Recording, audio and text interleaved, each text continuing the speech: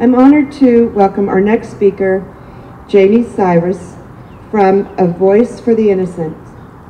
Jamie founded A Voice for the Innocent in the late 2012 in hopes of giving victims of sexual crimes a place to tell their story. He and the team, the AVFTI team, work diligently to spread their name and reach as many people as possible. A 30-year-old native Cincinnatian, Jamie lives with his fiancée Pinky and his stepson Jaden. Pinky also works at AVFTI. Jamie enjoys writing, performing, and playing music, movies, and spending time with friends and family. Please help me welcome Jamie.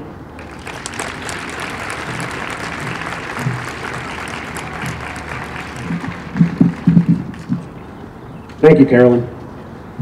I am honored and humbled to be with you all tonight. As she said, I started The Voice for the Innocent in 2012 with the help of some amazing and talented people. The entire concept was based on giving victims of sex crimes a place to anonymously tell their story, free of shame, guilt, and judgment. You see, as a child, I was sexually abused for 3 years by my father. When I told my mother what was happening, she could not have handled the situation any better than she did. She instantly and constantly told me that it wasn't my fault. My parents weren't married, and she told me that I wouldn't have to go over to my father's house anymore. She started taking me to see a counselor as soon as possible, and putting me in counseling meant that soon enough, we were in a trial. And when possible, she always gave me the option about going to hearings in the sentencing. And most importantly, she constantly reminded me of my worth. It is because of my mother's reaction that I am able to tell my story, and for as long as I can remember, I've done exactly that. Since I learned to be so open about my story, people started telling me their stories as well. Stories that they hadn't told anyone else and that they'd carried around with them buried inside. And it wasn't until I was into my 20s that I realized that this was an epidemic. More and more people, primarily females, but males as well, they were telling me their own stories of rape and sexual abuse. And it was appalling to me that they felt they had nowhere to turn. So I gathered some close and talented friends, and we began to work on a website where people could come and tell their stories without fear of judgment or shame. We don't require that they give us any information besides an email address, and even that is for verification purposes alone.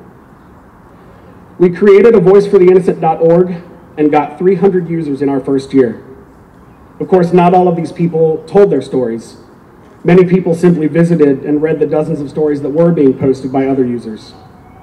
Some of the users were telling their story for the first time, and therefore they were treading lightly.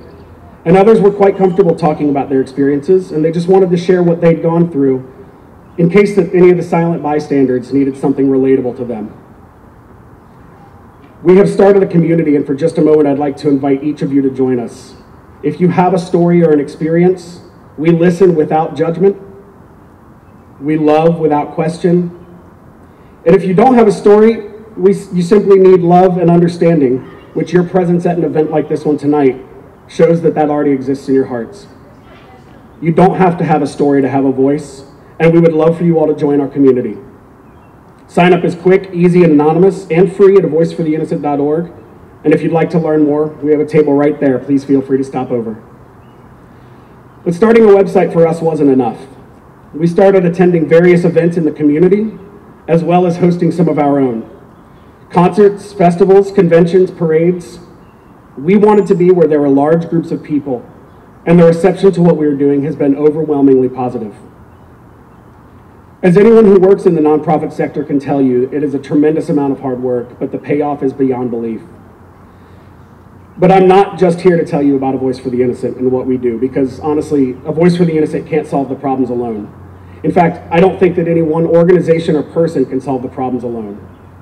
It has to be a group effort, and it has to start with every person here tonight. We are the ones who care. We are the ones who refuse to turn a blind eye, and we are the ones who are speaking up in a culture that tells us to quiet down. We heard Carolyn mention rape culture, and we hear rape culture every single day. It's hashtagged on all of the social media sites, and it's a trending topic so often that the term has almost become a charade of itself. But what is it? What is rape culture?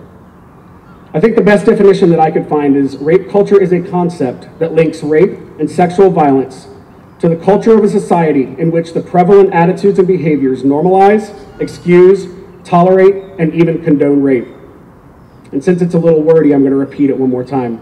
Rape culture is a concept that links rape and sexual violence to the culture of a society in which the prevalent attitudes and behaviors normalize, excuse, tolerate, and even condone rape. Rape culture exists because so many people don't think it exists. And it's all around us. It's in Steubenville, Ohio, where people fret over the wasted talent of football players who now have a blemished record for raping and taking pictures of a girl, and the whole time they're wondering why she put herself in that situation or wondered where her parents were. As we heard Mary Ann say, it's in our military where more and more stories are coming forward of female veterans who were sexually assaulted by the very people to which they are required to report such an act. And when they go higher in the chain of command, their stories fall on deaf ears. It's in Dayton, Ohio, where just last month a man received a sentence of 15 years to life for raping a 5-year-old boy in a church bathroom. And it's here in Cincinnati where just a few months ago, a lady was raped by a cab driver and then treated like a criminal by the police officer to which she reached out for help. Or 2 months ago, when further investigation of the murder of Megan Fambry strongly suggested that she had actually been killed while being raped by her roommate.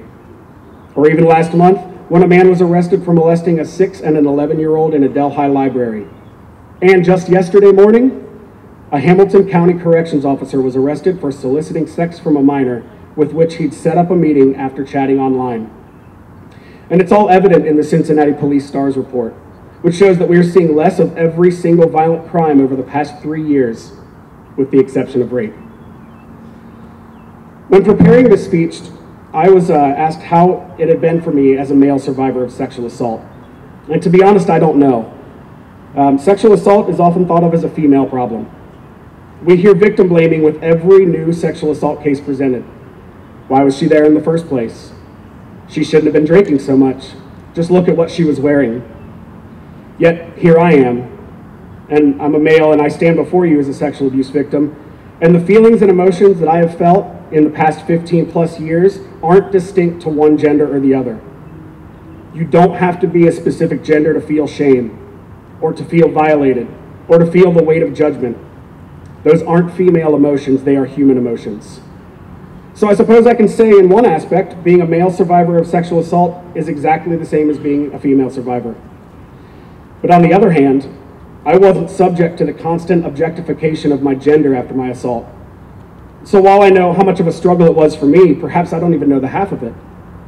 I had other male role models in my life that were able to set positive examples for me, and nobody ever asked me what I was wearing.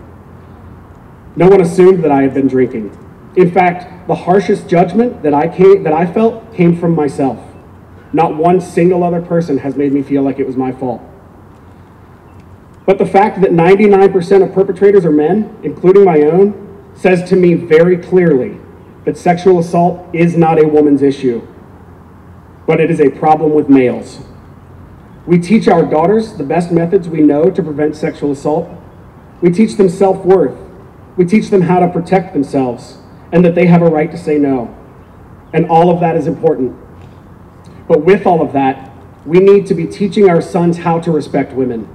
Teach them not to rape. Teach them not to abuse sexually or otherwise. Let them know the damage it causes. Talk to them openly and honestly. Avoiding discussion of uncomfortable topics does not make them go away. But along with discussion, let them see examples. Fathers, show your sons what it means to respect women. And mothers, demand that men in your life respect you. If you're disrespected in front of your son, correct it. Wouldn't it be nice if one day we didn't have to rely solely on teaching girls how to protect themselves? But all that's even just part of the problem. Teaching our children the proper way to respect themselves and one another is only a portion of the solution. People are still being raped and sexually abused today. This isn't a solution we can muster up overnight, but a goal, a destination. And it's going to take many more people than are here tonight to change the mindset that has been ingrained in our society. We are just the catalyst. I recently learned of a Kentucky project called the Green Dot Project. The title isn't very telling, but upon learning what they were about, the name of the project is fitting and, in my opinion, brilliant. They say to picture a map. Any map will do. Your neighborhood, your state, or even your country. Picture that map, and now picture, like we have all seen before, that each act of violence is a red dot on the map. And there's never just one or two red dots. Instead, it's a shooting in this city, a rape in that town, or a sexual abuse case from that county. Countless red dots color in our maps, often to the point that we can no longer see the cities we know and love. The Green Dots Project's website says that a red dot is a rape, a red dot is a hit, a red dot is a threat.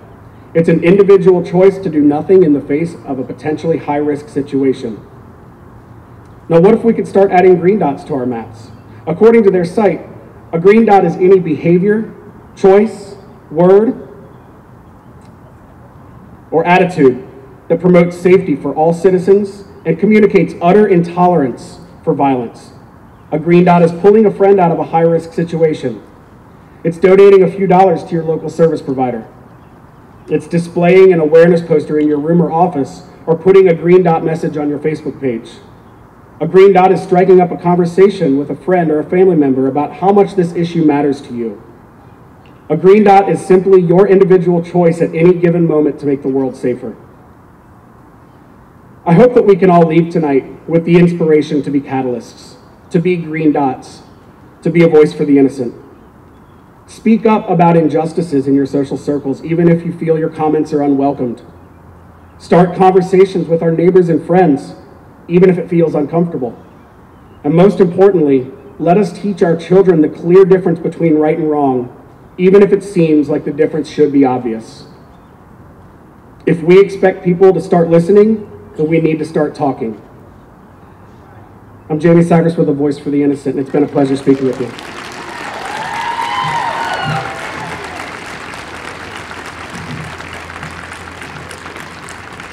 Thank you, Jamie. I can only tell you that when I spoke out as a survivor, I guess whatever that was, 23 years ago, there were no men speaking. And to have a man stand up and speak and join with our voices, and men who are with us tonight, who are walking with us, I can't even tell you how somebody who's been, number one, a survivor, but also has been working with abused people for 30 years, I cannot tell you what that does to my heart. Thank you.